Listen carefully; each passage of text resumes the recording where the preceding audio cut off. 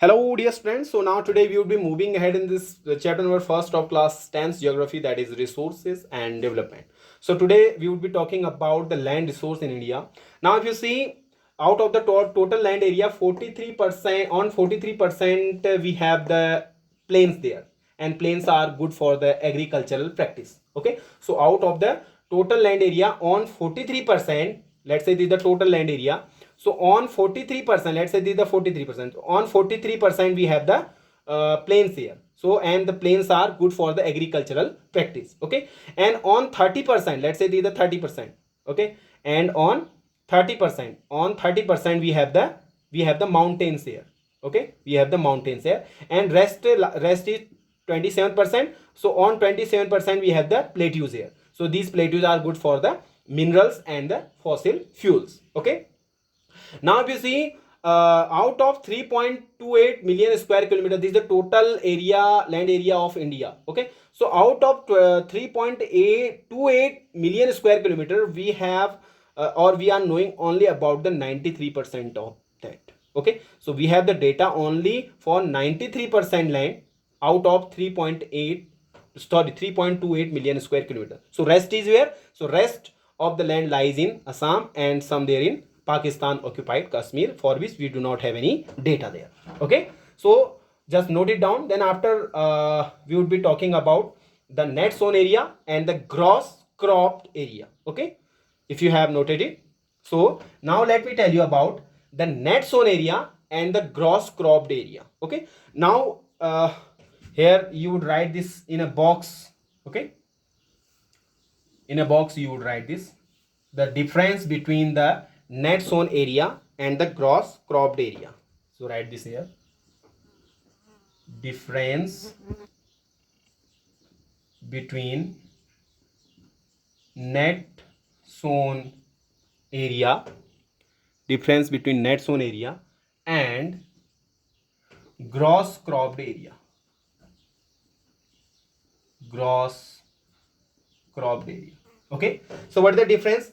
Area sown more than once in a year plus the net sown area is known as the gross cropped area. So let me write this first, then later I would explain it. Okay, so area sown more than once in a year, let me write it here, area sown more than once in a year plus the net sown area is known as gross cropped area. So what is gross cropped area? Area sown more than once in a year plus the net sown area is known as the gross cropped area. And what is net sown area then? Net sown area means the area on which you are growing the crop. Okay, and the net sown area and net sown area is the area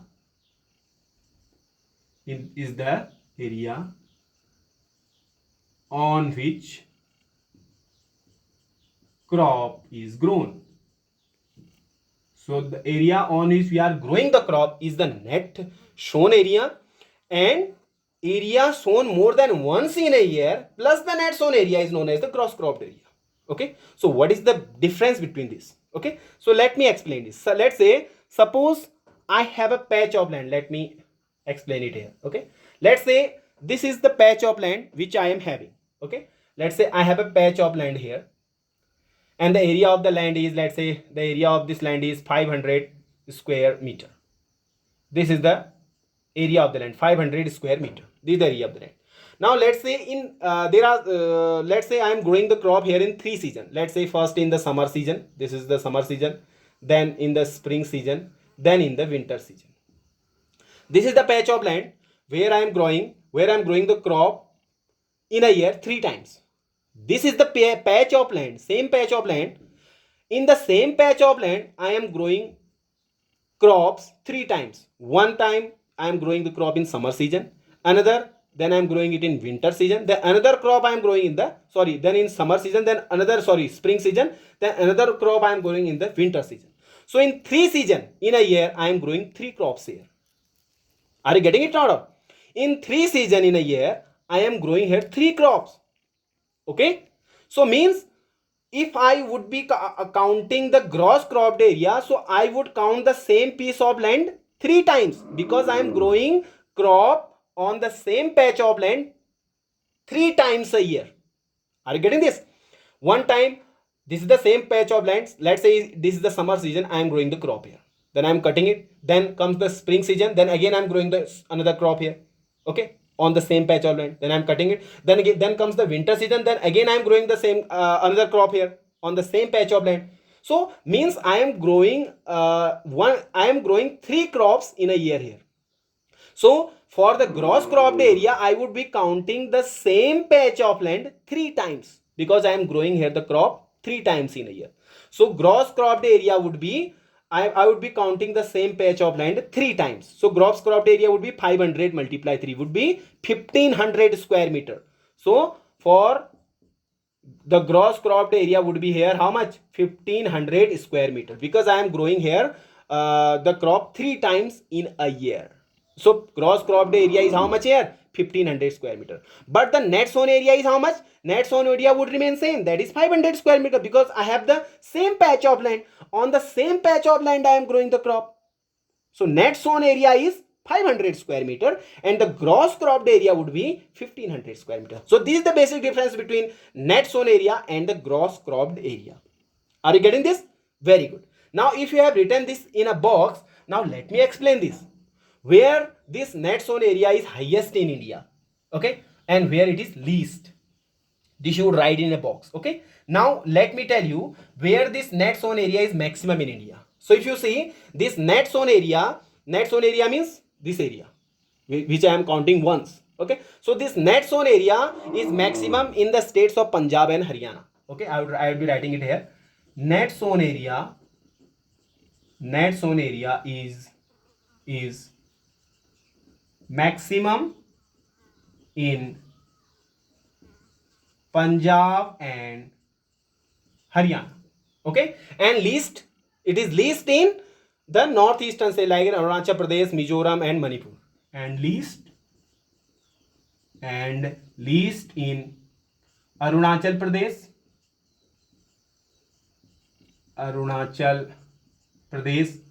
then in Mizoram, then in Manipur. So these are the northeastern states, okay, here northeastern part of the India, okay.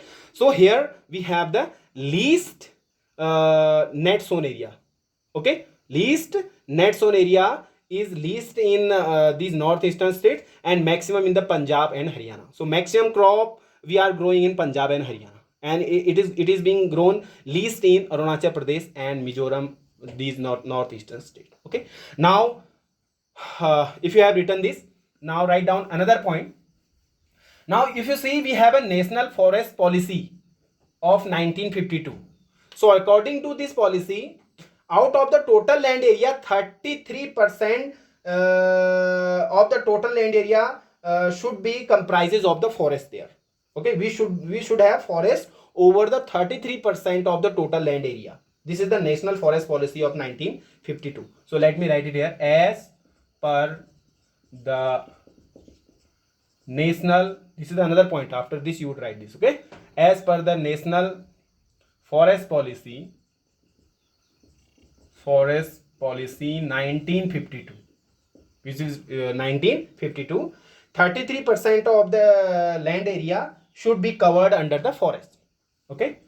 33% of the land area should be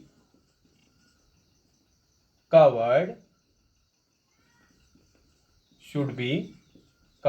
under the forest. So there should be it should be 33%.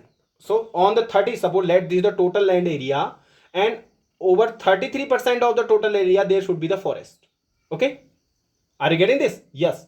But we are yet to achieve this target. We are still working towards that, okay. We do not have achieved this target of 33%, but still we are working towards that, okay. So that is all for today. Now would be discussing some more topics of this chapter in the upcoming lectures. Till then, stay tuned and keep watching. Thank you. Have a good day.